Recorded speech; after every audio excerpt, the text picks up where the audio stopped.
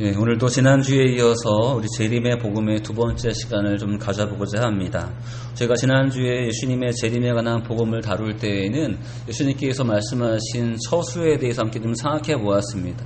단순히 단어적인 의미에서 처수를 의미하는 것이 아니라 예수님께서 우리를 위해서 예비하신 장소, 우리가 예수님과 함께 거할 곳에 대한 의미에서 우리는 이 처수에 대한 고민을 해보았습니다.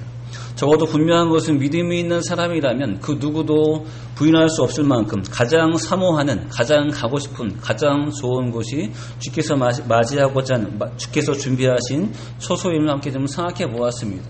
그럼 여러분과 저의 삶의 인생에서 우리 개인으로 바라볼 때에는 나의 인생을 내가 누리는 것이 인생의 시간이지만, 그러나 믿음의 기준에서 바라볼 때에는 여러분과 제가 이 처소를 가기를 준비하는 시간, 처소를 가기를 완성하는 시간이 결국 여러분과 저에게 주어진 인생인 것을 함께 좀 살펴보았습니다. 오늘은 이제 그와 좀 연관되어서 이제 예수님의 재림과 관계되어서 예수님께 말씀하신 천국, 이 천국을 맞이하는 성도의 자세에 대해서 함께 좀 살펴보고자 합니다. 우리가 읽었던 마태복음 25장 1절부터 13절 말씀은 우리가 잘 알고 있는 열 처녀의 비유입니다.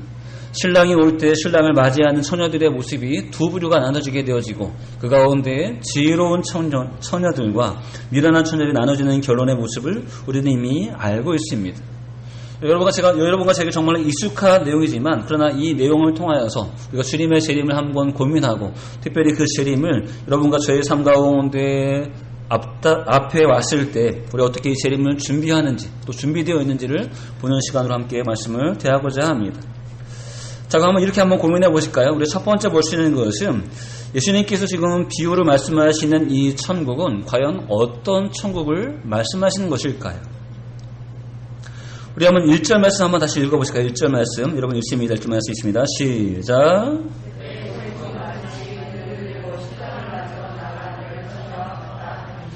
아멘. 여러분 여기서 말씀하시는 천국은 우리가 알고 있는 처소의 개념이 아닙니다. 천국이 없다, 처소가 없다라는 개념이 아니라 이 처소에 대한 건 우리가 오늘 고민의 주제가 아니라 지금 말하고자 하는 천국은 무엇이냐면 신랑을 맞이하는 열 처녀와 같다라고 했습니다. 더 요약하면 천국은 지금 오늘 고민하고자 하는 것은 이 천국을 맞이하는 것에 대한 고민이라는 것이지. 있냐 없냐에 대한 불안감이 아니라 분명히 있는데, 분명히 우리에게 올 것인데 이 천국을 어떻게 맞이하고 있느냐에 대한 고민을 지금 예수님은 우리에게 말씀하십니다. 자, 보실까요? 그때라는 말은 어떨까요? 지금 주님께서 원래 말씀하시고자 하는 때겠죠? 바로 그때라는 것은 주님께서 재림하실 때입니다. 다른 말로 하면 세상의 마지막 때입니다. 원래 성경에 비유하면 신랑이 오는 때이고, 또 본론으로 얘기하면 예수님께서 오시는 때입니다. 그리고 바로 이 때를 지금 예수님이 먼저 언급하십니다. 자, 바로 그때 마지막 때의 천국이라는 것은 라고 얘기할 때 지금 열처녀의 비유로 말씀하신다는 것이죠. 결국 믿음의 백성들이 맞이해야 할 천국을 지금 주님께서 이 말씀에서 하고 있습니다. 다시 말해 지난주 이 천국 자체는 지난주에 살핀 것처럼 완벽한 곳으로, 사모할 만한 곳으로, 가장 좋은 곳으로 이미 준비되어 있습니다. 다만 오늘 예수님을 믿는 사람들에게 이 천국을 과연 그들이 어떻게 맞이할 수 있는 준비가 되었는지를 함께 고민케 하신다는 것이죠. 자, 그러면 이제 마지막 때라는 것은 여러분과 저희가 경험해 본 바가 없습니다. 이미 경험했고 다시 그 경험을 기준으로 준비하는 것이 아닙니다. 우리 모두에게 이 마지막 때 임하는 천국은 처음 임하는 것이라는 것이죠. 이렇게 생소한 주제, 생소한 어떤 그 상황을 예수님은 가장 익숙한 상황으로 이제 대입시켜서 말씀하십니다. 우리에게는 익숙하지 않지만 그 당시의 문화 가운데 결혼식이 있을 때 신랑을 맞이하는 그 과정 가운데 있었던 그 모습을 기준으로 예수님은 천국을 맞이하는 그 상황을 함께 혼합하여서 함께 우리에게 이해할 수 있도록 말씀하고 있다는 것이죠. 자, 그러면 우리가 이 부분을 한번 보실까요? 결국은 주님이 임하시는 거나 신랑이 오는 거나 똑같지 않지만 공통점이 있습니다. 어떤 의미가 있을까요? 어떻게 보면 평생에 한 번에 있는 이벤트겠죠? 결혼이라는 것이 매번 하는 것이 아니기 때문에, 주님이 매번 오시는 것이 아니기 때문에 어쩌면 인생 가운데 가장 처음 맞이하는 유일한 이벤트와 같은 것이 이 상황일 것입니다. 두 번째, 오기로 한 분을 기다리는 것입니다. 열 처녀들은 지금 신랑을 기다리고 있는 것이고, 그리고 여러분과 저와 같은 성도들은 오실 주님을 기다리는 것입니다. 또 세 번째는 반드시 올 분을 만나야 한다는 것이죠. 신랑을 기다리는 처녀들은 신랑을 만나야 되는 것이고 예수님을 기다리는 성도들은 예수님을 반드시 만나야 합니다. 그리고 마지막으로 이 모든 것이 종합되어서 참된 기쁨과 즐거움의 자리에 들어가야 한다는 것이죠. 혼인잔치이기도 하지만 더 근본적으로는 주님께서 주실 바로 그 서소에 들어가 주님과 함께 누리고 즐거워하는 것이 이 기다림의 목적이라는 것이죠. 그래서 예수님이 오시는 것에 대해서 얘기할 때에는 생소하지만 그 상황을 그 당시의 결혼식에 비유한다면, 결혼 문화에 비유한다면 아마 그 당시의 사람들은 가장 잘 이해할 수 있는 말씀이었을 것입니다. 자, 그래서 오늘 주님 말씀하시고자 하는 것은 이 천국을 어떻게 맞이할 것이냐에 대한 중요한 고민과 주제를 우리에게 던져주고 있다는 것이죠. 다만 오늘 우리가 이 본문을 대할 때 여러분과 저는 슬기로운 처녀들에 대해서는 다루지 않을 것입니다. 왜냐하면 슬기로운 처녀들은 사실은 대단한 처녀들이 아니라 사실 주님께서 말씀하실 때에는 가장 기본적인 처녀들입니다. 누구나 다, 성도들은 누구나 다 슬기로운 처녀들과 같이 마지막 때를 준비해야 합니다. 누구나 다 그렇게 준비하다가 주님을 만나야 되는 것이 주님께서 요구하시는 가장 기본적인 성도들의 모습입니다. 문제는 무엇이냐면 이렇게 가장 기본적인 준비가 되어 있지 않아서 그들에게 임하는 주님을 맞이하지 못하는 미련한 처녀들에 대한 고민을 우리는 해봐야 한다는 것이죠. 여러분과 제가 이미 다 준비되어 있는 성도라면 우리가 이 말씀을 다룰 필요가 있을까요? 다룰 필요가 없다는 것이죠. 이미 다 준비되어 있는데, 이미 주를 맞을 준비가 다 되어 있는데 우리가 왜 이 주제 갖고 고민해야 될까요? 이 주제를 고민해야 되는 가장 중요한 이유는 무엇이냐면 나름대로 주님을 기다리고 나름대로 주님을 준비하지만 그러나 혹시라도 우리의 모습이 온전하지 않을까봐, 혹시라도 여러분과 저의 모습이 부족할까봐 우리 이 말씀을 대하면서 우리를 고민하는 것입니다. 오늘 우리가 다루고자 하는 것은 이 10처녀 가운데 5처녀의 모습을 중심으로 함께 좀 고민해보고자 합니다. 자, 보실까요? 성경은 이 5처녀를 얘기할 때 미련한 처녀로 지금 말하고 있다는 것이죠. 자, 2절 볼까요? 그 중에 5은 미련하고 5은 슬기 있는 자라라고 했습니다. 분명히 5을 미련하다고 얘기하고 있습니다. 자, 그러면 성경이 이 여인들을, 이 5을 미련하다고 얘기하는 이유가 무엇일까요? 이유가 무엇일까요? 5절을 보면 신랑이 더디움으로 다 졸며 잘세라는 표현이 있는데 그들이 다 졸고 잤기 때문에 미련한 것일까요? 그렇지 않죠? 5명만 졸은 것이 아니라 다 그냥 졸고 잤습니다. 그러니까 이 5명만의 특징은 아닌 것입니다. 또 8절을 보면, 중간에 보면 우리 등불이 꺼져가니 너희 기름을 좀 나눠달라 하거든이라고 있습니다. 기름을 나눠달라 했기 때문에 미련한 것일까요? 비슷하지만 그게 정답은 아닌 것 같습니다. 그렇죠? 성경이 지금 이 5처녀들을 얘기할 때 그들을 미련하다고 얘기하는 가장 핵심적인, 가장 중요한 근거가 무엇일까요? 근거가 무엇일까요? 어렵지 않습니다. 제가 일부러 이렇게 좀 어려운 것처럼 물어보지만 어렵지 않습니다. 이유가 무엇일까요? 이렇게 얘기할 수 있어요. 이미 답을 아시겠지만 제가 한번 말씀드리겠습니다. 신랑이 올 것을 알고 심지어 그 신랑을 기다리고 있음에도 불구하고 신랑을 맞이할 기름을 제대로 준비하지 않은 것이 미련한 것입니다. 졸은 것도 급하게 기름을 끄고자 하는 것도 미련한 것이 아니라 진짜 중요한 것은 모든 것을 다 알고 있고 알고 있는 나름대로 준비하지만 그 준비가 완벽하지 않은 것이 지금 이 여인들의 미련함이라는 것이죠. 여러분, 중요한 것은 성경은 이들을 얘기할 때 무지하다라고 이해하지 않습니다. 몰랐다라고 이해하지 않습니다. 이들을 얘기할 때 미련하다고 얘기하고 있습니다.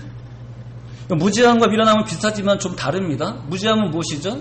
전혀 알지 못했다는 것이고 미련함은 알고 있었음에도 불구하고 제대로 대비하지 않았다는 것입니다. 여러분, 지금 이 5처녀들은 어찌어찌 하다 보니까 지금 여기 머물러 있는 것이 아닙니다. 지나가다가 왜 사람들이 모여있지 이렇게 궁금해해서 여기에 있다가 신랑을 맞이하는 것이 아닙니다. 그렇죠? 급하게 이 상황을 어떤 맞닥뜨리는 것이 아닙니다. 이 모든 상황을 다 알고 있었고 다 준비하고 있었던 상황인 것을 함께 볼 수 있습니다. 처음부터 알고 있었고 그래서 신랑을 기다리고 있었던 것이 지금 이들의 모습이었다는 것이죠. 자, 더욱이 중요한 것은 여러분, 이 처녀들의 모습은 기름을 준비하지 않았죠? 왜 준비하지 않았을까요? 만약에 이 5처녀들의 생각 가운데 신랑이 올 때 아마 낮 시간에 올 거라고 생각했다면, 그렇게 생각하고 준비하지 않았다면 모두 준비하지 않았어야 되죠. 등불도 준비하지 않았어야 합니다. 그래서 근데 신기한 건 이 등불을 준비했다는 것이죠. 그럼 뭐 어떤 상황이죠? 신랑이 낮 시간에만 오는 것이 아니라 혹시 밤에 올지도 모른다는 사실을 그가 알고 있었습니다. 그럼에도 불구하고 그들은 기름을 준비하지 않았다는 것이죠. 또 한 가지 중요한 것은 여러분 이 5처녀는 도대체 무슨 생각으로 이 신랑을 기다리고 있었을까요? 이것은 지금 그를 비판하기 위해서가 아닙니다. 여러분과 저에게도 재림을 기다리는 태도와 관계있기 때문에 지금 보는 것입니다. 도대체 무슨 생각으로 기다리고 있었을까요? 여러분 한번 고민해 보신 적이 있으신가요? 제가 몇 가지를 한번 좀 생각해 보았습니다. 자, 조금 전에 말씀드린 바와 같이 기름이 필요 없는 낮 시간에 오기를 기대하며 기다렸을 수도 있습니다. 그렇죠? 한편으로 볼 수 있습니다. 그래서 그들은 기름을 굳이 준비하지 않았을 것입니다. 자, 두 번째. 자, 신랑이 밤에 올지도 모른다는 생각에 등을 준비했지만 기름을 준비하지 않은 이유가 무엇일까요? 굳이 내가 준비하지 않아도 정말로 좀 내가 모자르게 된다면 정말 그때 엎드게 된다면 옆에 있는 사람에게 좀 빌리지 이런 마음으로 기다렸겠죠? 그렇죠? 그리고 만약에 옆에 있는 사람이 안 빌려줬다면 어떤 마음이 있었을까요? 내가 등불을 굳이 안 들고 있으면 옆에 있는 사람이 등불 켜있을 때 옆에 붙어있지 이렇게 하지 않았을까요? 이렇게 딱 붙어있다가 그렇게 따라가면 되지 않을까요? 자, 그런 생각이 있지 않았을까요? 자, 그리고 또 한 가지 중요한 것은, 자, 만약에 신랑이 왔을 때 정말로 기름도 없고 등도 못 켜고 옆에 이도 붙어있지 못해서 우리가 그 신랑을 맞이하지 못한다면 이제 나중에 기름을 사갖고 와서 등불을 켜고 신랑한테 가면 들여보내주지 않을까라는 기대가 있지 않았을까요? 그래서 나중이라는 지금이 아니라 나중이라는 어떤 기회에 대한 어떤 생각이 있지 않았을까요? 그런 면이 포함되어 있지 않았을까요? 자, 뭘 보았죠? 낮 시간일지도 모른다. 그리고 혹시 기름이 모자르면 꿀 수도 있지 모른다. 옆에 있는 사람과 같이 들어갈 수 있을지 모른다. 그리고 다음 기회에 있을지 모른다는 생각을 그들이 이렇게 갖고 있었습니다. 몰랐던 것이 아니라 신랑을 기다리긴 하지만 굳이 내가 모든 것을 다 준비하지 않아도 그때 상황에 맞춰서 다음 기회가 되어지면 이 모든 것들을 극복할 수 있는 기회가 있을 것이라는 어떤 기대가 그들과 나름대로 있었을 것입니다. 자, 그래도 중요한 것은 정작 신랑이 왔을 때에는 이 모든 예상이 맞지 않았다는 것입니다. 낮 시간에도 안 왔습니다. 기름을 빌릴 수 없었습니다. 그리고 나중에 등불을 켜고 왔을 때 신랑이 맞아주지 않았습니다. 더더군다나 다시는 기회가 없었습니다. 새 가운데 하나만 맞았어도, 새 가운데 하나만 우연치 않게 상황이 됐어도 그들은 신랑을 못 맞이한 존재가 아니라 그들은 신랑을 맞이한 존재가 됐을 것입니다. 오히려 더 지혜로운 자가 됐을지 모르겠습니다. 굳이 준비하지 않았기 때문에, 굳이 노력하지 않아도 이렇게 이런 기회를 통해서 들어갔다면 오히려 더 어떤 노력하는 것에 비해서 결과가 좋기 때문에 더 지혜롭다고 얘기할 수 있을지 모르겠습니다. 그런데 그런 우는 그들에게 있을 수 없다는 것이죠. 여러 가지로 그럴지도 몰라라고 예상했지만 그러나 그 모든 예상들은 맞지 않았다는 것이 지금 5처녀들이 맞이하는 현실의 결과입니다. 여러분 꼭 그런 것은 아니지만 지금 흥미롭게도 지금 성경은 10명의 처녀들을 근거로 5대5로 지금 얘기하고 있습니다. 왜 그럴까요? 그냥 제 개인적인 생각에서 볼 때에는 왜 5대5로 얘기할까요? 비율을 똑같이 얘기하고 있습니다. 만약에 2대8이었으면 어떨까요? 2명은 들어가고 8명이 못 들어갔습니다. 어떨까요? 이건 원래 힘든 거였어. 이렇게 핑계하지 않을까요? 그렇죠? 그럼 8대2였으면 어떨까요? 8명이 들어가고 2명이 못 들어갔으면 어떨까요? 우리가 불쌍한 거예요. 다 들어갔는데 우리 못 들어가서 우리만 불쌍한 겁니다. 그렇죠? 그런 어떤 나름대로 또 변명의 해석이 있을 수 있습니다. 근데 딱 5대5로 주님께서 말씀하십니다. 무엇일까요? 이 모든 결과에 대한 책임은 다른 누구에게 물을 수 있는 것이 아니라 본인에게 있다는 사실입니다. 제대로 준비한 사람은 들어가는 것이고 제대로 준비하지 않은 사람은 못 들어간 것입니다. 핑계하거나 동정하거나 다른 이유를 댈 근거가 없다는 것이죠. 중요한 것은 이 혼인 자체가 말하는 본질은 우리가 이미 알고 있다시피 주님의 재림을 준비하는 천국을 맞이하는 자세를 얘기하고 있습니다. 그리고 보시는 바와 같이 중요한 것은 다시는 기회가 없다는 것이죠. 여러분 이 기회를 맞이한 사람이라면 아무렇지도 않겠지만 이 기회를 놓쳐버린 사람이라면 이 말이 얼마나 무서울까요? 한 번만 더 기회를 줄게 이렇게 말씀하신다면 너무나 감사할 것 같은데 이제는 끝나서 다시는 기회가 없어라는 그 말을 들을 때 얼마나 안타깝고 얼마나 애통할까요? 이것은 제 말이 아닙니다. 이것은 성경에 이미 기록되고 경고하고 있는 말씀이라는 것이죠. 여러분 오늘 본문이 말하는 이 미련함이라는 것은 이 미련한 자들은 긍휼과 사랑의 대상이 아니라는 것이죠. 그들은 정말로 기회를 잘 활용하지 못한 정말로 제대로 인생을 살지 못한 가장 표범과 같은 모습을 우리에게 보여주고 있습니다.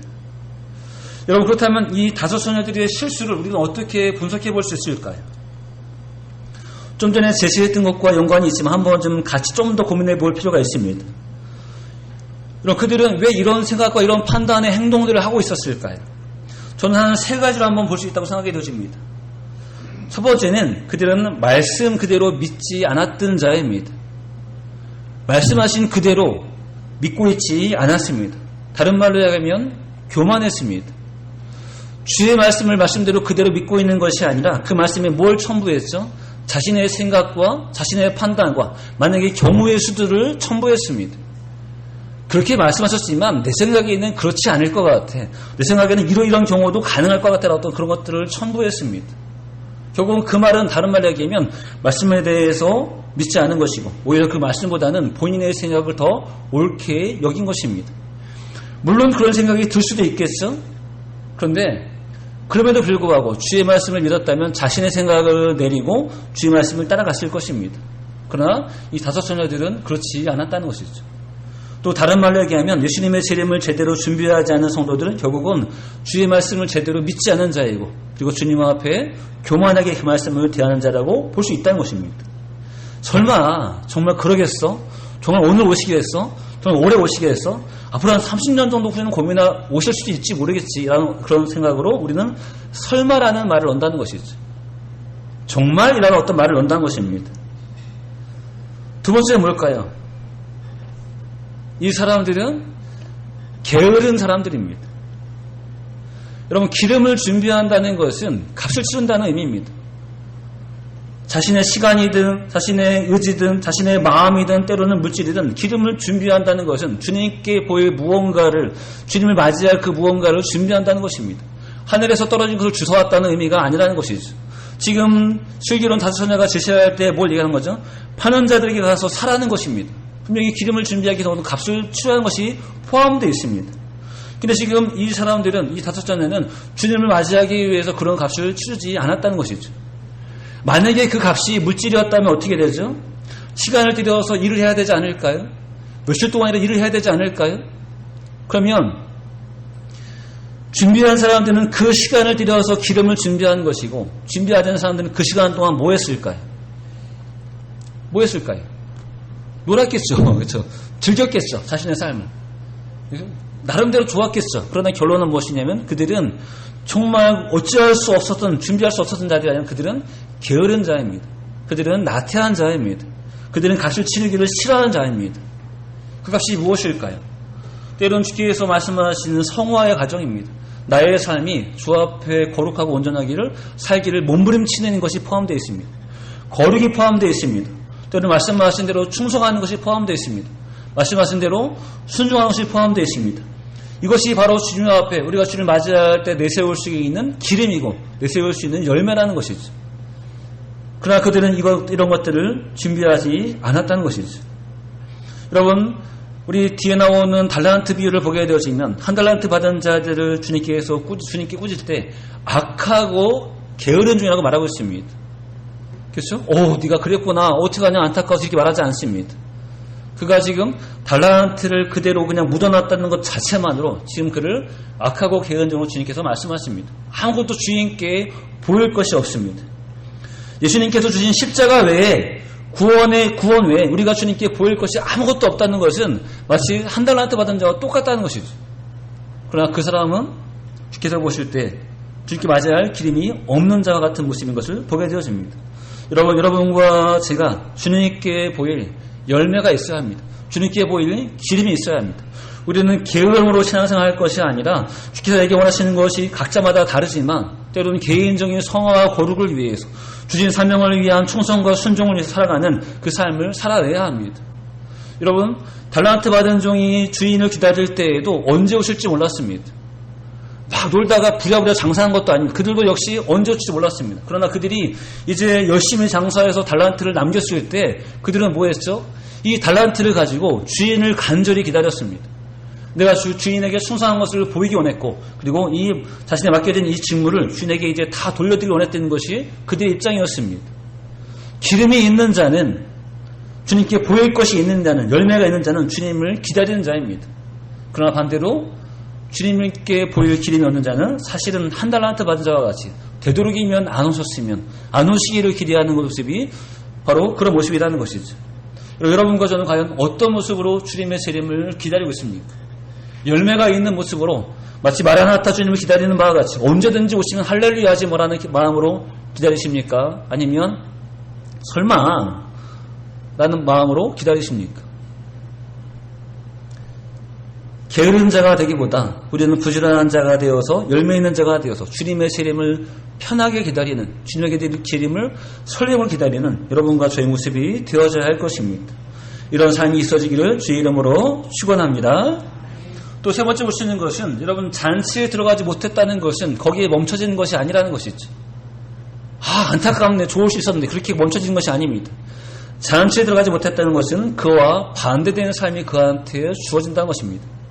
잔치에 들어갔다는 것은 함께 들어가 좋은 것을 먹고 누리며 기뻐한다는 것인데, 그와 반대의 삶은 그 모든 고통과 괴로움이 그에게 임한다는 것입니다. 그래서 혼인잔치에 들어가지 못한 사람은 결국은 축복을 못 받은 모습이기도 하지만, 그러나 징계와 징벌과 심판을 받는 모습으로 우리에게 보여주고 있다는 것이죠. 주님은 그들을 모른다 하십니다. 12절 볼까요? 대답하이르되 진실로 너희에게 이르노니 내가 너희를 알지 못하노라 하였느니라. 아멘. 주님이 그들을 알지 못합니다. 그렇죠? 그 말은 곧 그들은 주님과 아무 관계가 없다는 말이겠죠. 그리고 그 말은 곧 관계가 없는 자들, 십자가의 주님과 관계가 없는 자들은 결국은 주님께서 구원하신 구원에 속하지 않기 때문에 영원한 심판에 들어가는 것을 지금 말하고 있다는 것이죠. 여러분, 예수님의 재림은 이벤트가 아닙니다. 아깝다, 이렇게 할 수 있는 이벤트가 아닙니다. 못 들어가면, 주님 맞이하지 못하면 그 뒤에는 주께서 악한 자들 향해 내리시는 심판밖에 남아있는 것이 없습니다. 우리는 이 중요한 그 뒷일을 분명히 예상하셔야 되고 분명히 보셔야 합니다. 자, 그럼 이제 세 번째로 오늘 주님이 말씀하시는 이 가장 중요한 주제는 무엇일까요? 몇천의 비를 말씀하시면서 결론적으로 강조하신 것이 무엇일까요? 아마 1절도 해당이 되지만 13절도 해당되지 않을까요? 그런즉 깨어 있으라는 것이죠. 그날과 그때를 알지 못한다는 것입니다. 1절을 함께 얘기한다면 주님께서는 반드시 오실 것이고, 그리고 그날과 그때를 알지 못하기 때문에 너희는 반드시 깨어 있어야 한다는 것이죠. 이 성경의 예고는 주님의 재림을 그대로 믿고, 그리고 말씀하신 대로 재림을 준비하고 주께서 오실 때 반가이 맞을 것에 대해서 주님께서 이미 말씀하십니다. 더욱이 지금 십자가를 지시기 전에 이미 예수님은 이 비유를 통하여서 마지막 때에 맞이해야 할 천국에 대해서, 성도들의 자세에 대해서 이렇게 우리에게 교훈하고 있습니다. 그러면 여기서 말하고 하는 깨어있으라는 그 말을 우리는 어떻게 여러분과 저의 삶에 함께 적용해 보아야 될까요? 우리는 어떤 모습으로 깨어있어야지만 슬기로운 다섯소녀와 같은 모습이 될 수 있을까요? 이 미련한 모습을 벗어버릴 수 있을까요? 몇 가지 예로 한번 이 말씀을 보고자 합니다. 자, 중요한 것은 아까 말씀드린 바와 같이 우리는 아무것도 모르는 자가 아닙니다. 그리고 이제는 아무것도 모르는 자가 될 수 없습니다. 이미 알고 있어, 이미 들었습니다. 다만 이제는 아무것도 모르는 자가 아닌 상태에서, 알고 있는 자의 상태에서 이제는 우리 개인이 어떻게 준비되는 자를 고민해야 합니다. 자, 첫 번째는 무엇이냐면 이제 예수님의 재림에 대한 분명한 지식과 그 지식에 대한 온전한 믿음을 가져야 한다는 것이죠. 큰 주제에서 결국 이해하는데 어렵지 않으시죠? 근데 오늘 한번 근거 말씀 한번 보시겠습니다. 우리 주보에 보시면 요한계시록 1장 1절부터 3절 말씀 넣어드렸는데요. 함께 우리 3절 말씀 천천히 한번 읽어보실까요? 있습니다. 시작.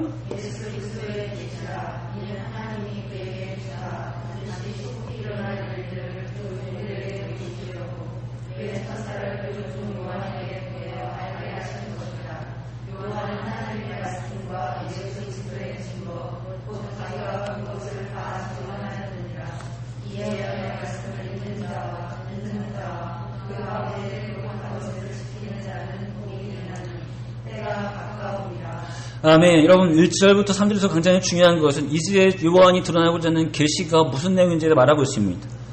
그렇죠? 분명 이제부터 쓸 요한계시록 자체는 하나님께 예수님께서 주신 계시라는 것이죠. 그리고 중요한 주제는 무엇이냐면 반드시 속히 일어날 일들을 그들의 종들에게 보이시기 위한 것입니다. 반드시 속히 일어날 일입니다. 그리고 보이시기 위해서 하나님께서 친히 천사들을 요한에게 보내셔서 그로 하여금 이 모든 것들을 알게 하셨다는 것이죠. 그리고 요한은 하나님께서 천사들을 통해서 보여주신 그대로를 지금 다 보고 그것을 기록하고 증언하였습니다. 그렇죠? 그럼 뭘 얘기하고 있는 거죠? 주님께서는 반드시 속히 오실 것입니다. 우리 생각 때문에 그렇게 판단하는 것이 아니라 하나님께서 이렇게 약속하시고 주님께서 말씀하시고 친히 이제는 요한에게 그 상황들을 다 보이셨습니다. 그리고 말씀하시는 중요한 태도는 무엇이냐면 이제 3절이죠. 이 예언의 말씀을 읽는 자와 듣는 자와 그 가운데 기록한 것을 지키는 자는 복이 있나니 때가 가까움이라고 했습니다.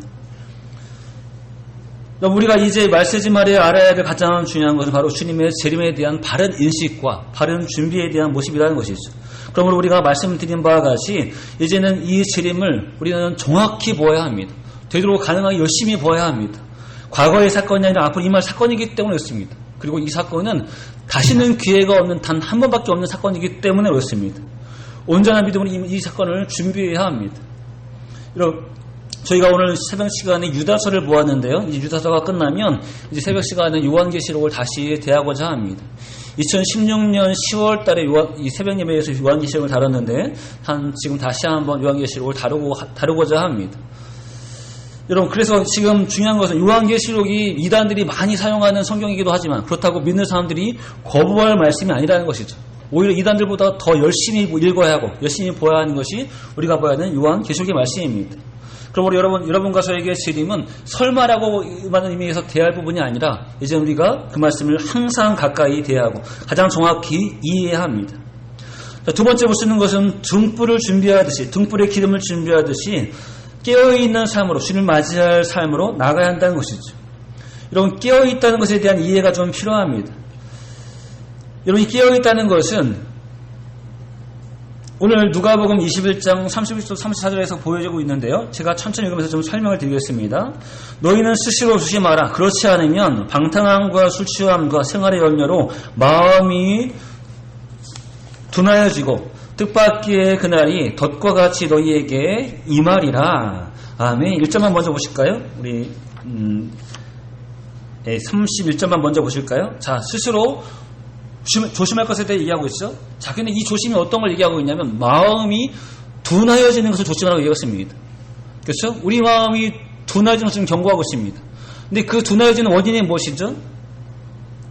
방탕함과 술 취함과 생활의 염려 때문에 결국은 지금 현재의 삶을 사는 것 때문에 마음이 둔해진다는 것이죠. 때로는 죄 가운데 막 헤매다 보니까 때로는 죄가 아니어도 현재 삶을 막 살기 위해서 몸부림치다 보니까 우리 마음이 둔해지는 것을 지금 경고하고 있습니다. 중요한 것은 이 일을 조심하라는 것이죠. 왜 조심하냐면 이렇게 마음이 둔하여진 자에게 주님이 오실 때에 그 오심이 반갑지 않다는 것입니다. 뒤에 볼까요? 뜻밖의 그날이 임하는데 어떻게 임합니까? 축복의 날이 아니라 덫과 같이 임한다는 것이죠. 예상치 않은 함정, 한번 빠지면 빠져나올 수 없는 어떤 수울과 같은 곳으로 주님이 임하십니다. 여러분, 주님이 임하시는 것은 너무너무 즐거운 일이고 좋은 일인데 왜 성도된 당사자가 그 날을 덫과 같이 여길 수 있을까요? 결국은 그 마음이 둔하였기 때문이었습니다. 그 마음이 재림에 대해서 깨어있지 않기 때문에 준비되지 않기 때문에 주를 맞이할 수 있는 상황이 안 됐기 때문에 그 상황이 너무 즐거운 것이 아니라 너무너무 두렵고 너무너무 힘든 날이 되어진다는 것이죠. 그리고 35절 얘기합니다. 이 날은 온 지구상에 거하는 모든 사람에게 임하리라 했습니다. 그래서 이 날은 예루살렘에 있는 백성에게 주를 믿는 성도들에게 이렇게 얘기하지 않고 온 지구상에 거하는 모든 사람들에게 임할 것을 말하고 있습니다. 빼도 박도 못합니다. 예외가 없습니다. 그리고 36절 이러므로 너희는 장차 올 이 모든 일을 능히 피하고 인자 앞에 서도록 항상 기도하며 깨어있으라 하시니라. 아멘. 그러므로 마음이 둔해진 것과 반대 의미는 무엇이죠? 항상 기도하고 깨어있는 것을 지금 말하고 있습니다. 목적은 무엇이냐면 우리가 그날을 덕과 같이 맞이하고자 함이 아니라 그날을 기쁨으로 맞이하고 주 앞에 서기 위해서 이렇게 성경은 우리에게 경고하고 있습니다. 신랑이 안 올 거라는 이유는 절대 없습니다. 그러나 기름을 준비하는 자에게는 마치 덕과 같이 임한다는 것이죠. 주님께서 오시지 않을 거라는 기대를 한다는 것은 말도 안 되는 말입니다. 그러나 여러분, 우리가 그날을 준비하는 지혜가 필요하다는 것입니다. 여러분, 여기서 굉장히 중요한 것은 방탕함과 술 취함과 생활의 염려로 마음이 둔해질 것을 경고하고 있습니다. 언제든지 주께서 오실 수 있음을 우리는 깨어있는 자세로 이 상황을 대해야 한다는 것이죠. 자, 그리고 세 번째 마지막으로 볼 수 있는 것은 우리는 방향을 분명히 정해야 합니다. 여러분과 제가 이 살아가는 삶 방향을 분명히 정해야 합니다. 중간에 머물 수 없습니다. 자, 요한일서 2장 15절부터 17절 말씀 우리 함께 읽어보겠습니다. 있습니다. 시작.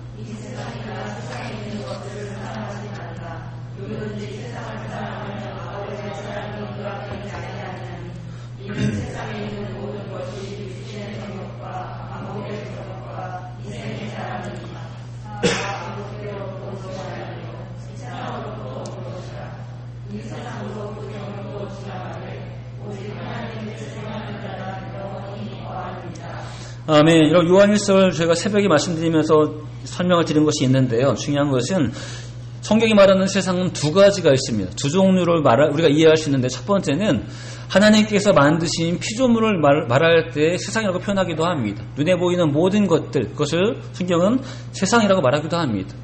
또 두 번째는 그 피조물을 말하고자 함이 아니라 이제 하나님의 나라와 반대된 의미에서, 하나님과 반대편의 의미에서 세상을 말하기도 합니다. 그래서 그것은 보이는 만물을 얘기하기보다는 이 사단의 세력, 사단의 어떤 권력을 얘기할 때 세상이라고 표현하기도 합니다. 지금 이 요한일서에서 경고하는 것은 보이는 만물을 얘기하고자 하는 것이 아니라는 것이죠. 여기서 말하고자 하는 세상은 하나님과 반대편에 있는 사단의 세력, 사단의 어떤 편을 지금 말한다는 것입니다. 그리고 지금 이 성경을 경고할 때 이 세상이나 세상에 있는 것들, 결국은 사단이나 사단의 것들을 사랑하지 말라는 것이죠. 왜냐하면 누구든지 사단을 사랑하면 아버지의 사랑이 그 안에 있지 아니하기 때문에 그렇습니다. 그리고 이 사단에게 있는 모든 것은 육신의 정욕과 안목의 정욕과 이생의 자랑이니 다 아버지로부터 온 것이 아니요 사단에게부터 왔다고 지금 성경은 말하고 있습니다. 그리고 사단도, 그리고 그가 유혹하는 많은 정욕도 다 지나가지만 그 하나님의 뜻을 행하는 자는 영원히 거한다고 이 말씀을 제시하고 있습니다. 여러분, 제 이름을 기다리는 여러분과 저에게 단순히 시간을 메꾸고 있는 것이 아닙니다. 언제일까라는 시간을 때우고 있는 것이 아닙니다. 우리는 그 시간을 보내되 여러분과 저의 삶의 방향을 분명히 해야 합니다. 세상에 속하지 않는, 사단에 속하지 않는, 주님께 향하고 있는, 그리고 마지막 때에 주님을 영접할 준비가 되어 있는 바로 그 성도로 우리는 하루하루 시간을 보내야 한다는 것이죠. 그것이 오늘 성경이 경고하고 있는 가장 중요한 메시지 가운데 하나입니다. 이제 말씀을 정리하고자 합니다. 여러분, 지난주에는 우리가 거할 처소가 얼마나 좋은 곳인지를 바라보았습니다. 그 처소는 이제 빈틈이 없는 너무너무 좋은 곳이, 너무너무 아름다운 곳입니다. 이제 의심할 여지가 없습니다. 근심할 여지가 없습니다. 근데 이제 우리가 오늘 고민하는 것은 무엇이냐면 이 처소를 우리가 죽은 다음에도 갈 수 있겠지만 이 처소를 맞이할 때, 처소의 주님을 맞이할 때 우리는 그 주님을 어떻게 맞이할까를 지금 고민해 보아야 한다는 것이죠. 결국은 오시는 주님을 맞이하든 우리가 죽음 이후에 주님을 대면하든 중요한 것은 똑같습니다. 우리 처소를 맞이할 수 있는 준비가 되어 있어야 한다는 것이죠. 여러분, 오늘 다섯 처녀의 모습을 보면서 우리는 분명히 성경 그들의 모습을 다시 한번 고민해 보셔야 합니다. 주의 경고에 다른 의미를 첨부하시면 안 됩니다. 주의 경고에 다른 상황을 우리가 첨부하시면 안 됩니다. 우리는 말씀 그대로를 가지고 주님의 그날을 준비해야 합니다. 여러 가지 대처 상황으로 갈 수 있을 거라고 생각하면 절대 안 됩니다. 부모 자식 간에도 믿음은 이어줄 수 없습니다. 부부 간에도 믿음은 이어줄 수 없습니다. 본인 개인의 믿음으로 주 앞에 서는 것입니다. 또 우리는 주를 맞이할 때 반드시 주를 맞이할 수 있는 기름이 있어야 합니다. 주께서 기뻐하시는 삶이, 기뻐하시는 온전한 열매가 있어야지 주를 맞이할 수 있습니다. 그리고 주를 맞이할 때 여러분과 제가 바로 그곳에 들어가서 영원한 기쁨과 축복을 누리셔야 합니다. 여러분, 만약에 주님이 지금 오시면, 우리가 주님이라면 지금 나의 모습을 보시고 기뻐하실까요? 기뻐하지 않으실까요? 우리 개인적으로는 나를 기뻐해 주셨으면 좋겠지만 주님이 나라면 지금 나를 볼 때 기뻐하실까요? 기쁘지 않으실까요? 데려가실까요? 데려가지 않으실까요? 결론은 모릅니다. 그래서 주님께 달려있으신 결론은 모릅니다. 그러나 여러분이 보시기에도 자신이 없다면 아마 거의 100% 가능성이 없는 것이나 마찬가지입니다. 내가 주님이 되어서 여러분과 저희 모습을 함께 살펴볼 필요가 있습니다. 내가 주님이라면 나같이 살고 있는 지금 이 성도를, 나같이 살고 있는 이 목사를 데려가실까라고 고민해 보실 때 과연 우리는 어떤 선택을 당할지를 고민해 보셔야 합니다.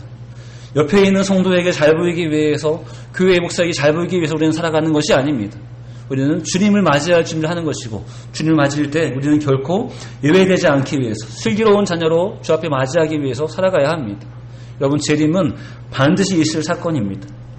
뜻밖의 날에 독과가 같이 임할지도 모르지만 결국은 반드시 있을 일입니다.